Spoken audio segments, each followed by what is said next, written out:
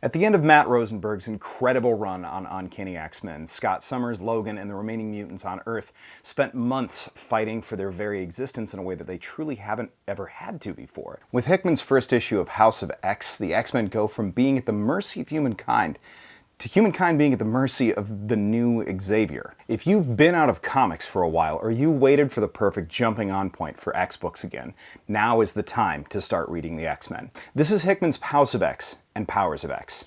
Hi, I'm Omega Level Dan Umpton, and this is the Doomcast.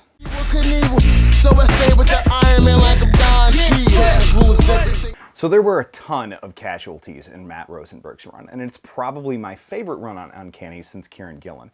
Ilyana became a demon and sent the Juggernaut into limbo after crushing the Gem of Sidorak. Jamie Madrox's Multiple Man Prime was killed. Dark Beast, Velocidad, Feral, so many other people ended up just getting obliterated. Truly, it was an all-out war for survival against the Office of National Emergency, which is essentially the anti-mutant ICE.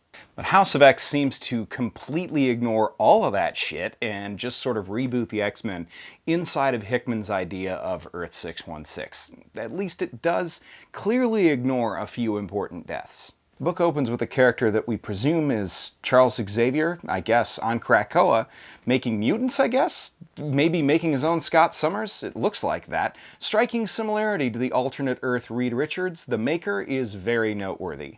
So we're to believe that Xavier is revived, alive, and on Krakoa, which is a mutant who's essentially just a living island. And Krakoa has created fruits, 3 flowers that make super drugs for humankind, and then 3 that grow doorways and habitats for mutants to use.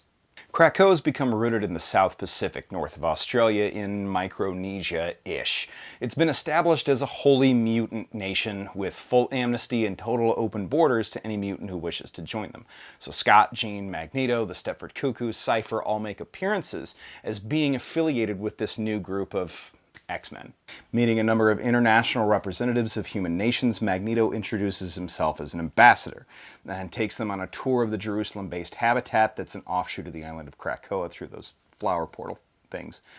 In exchange for the sovereign nation's recognition of Krakoa as itself being sovereign, Magneto says that Xavier is offering them 3 drugs. One to eradicate disease, which is a hyper-adapted antibiotic, another which extends human life very specifically for 5 years, and then another that cures all mental diseases. But after measuring their intentions and revealing to them that this offer is indeed genuine, he also reveals that Xavier and mutants just no longer really need human cooperation, that they are going to make their own nation and world whether humans like it or not, which sounds a hell of a lot like classic Magneto. Magneto, master of magnet. Classic Magneto. Come, X-Chicken. And indeed, humans from major organizations like AIM, SHIELD, and Hydra, with cooperation from Karima Shapandar, the Omega Sentinel, are building a new master mold that orbits the freaking sun because it's John Hickman. I'm not scoffing. I love it when my comics do bonkers shit, and I love it when Hickman does that. So what is he doing? Well, he writes epic, meticulously built and rebuilt worlds, and when he tends to take on a book from a franchise, he seems to use very loose connections to its prior iteration. Not entirely ignoring it, but just more of using it as a reference. What he is doing, along with Hickman's hallmarks of designing a new language with circular characters and a lot of design splash pages with very heavy interludes, Hickman is setting up chess pieces for a conflict a ways down the line, like he always does. And one of those very designed pages also finally defines exactly what an Omega-level mutant is, and specifically who is and is not.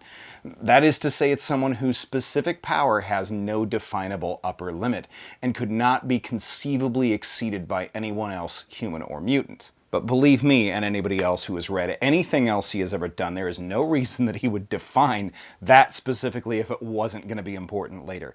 There's no reason he'd design Xavier to look like the Maker if that wasn't important, or use lettering in the style of Earth 1610, Ultimate Universe, or tease Xavier creating new mutants if that wasn't going to somehow come into play down the line. It's about to get buck wild in here. So jump on, strap in, and buckle up, because the last time Hickman did this, he created the Black Order, reinvented Secret Wars, Fantastic Four, and changed the Avengers forever, so you can bet he's going to do exactly the same thing with the X-Men, and nothing at all is what it probably looks like right now. Thanks everybody, this has been the Doomcast. We'll see you next week. Kill you! You are dead!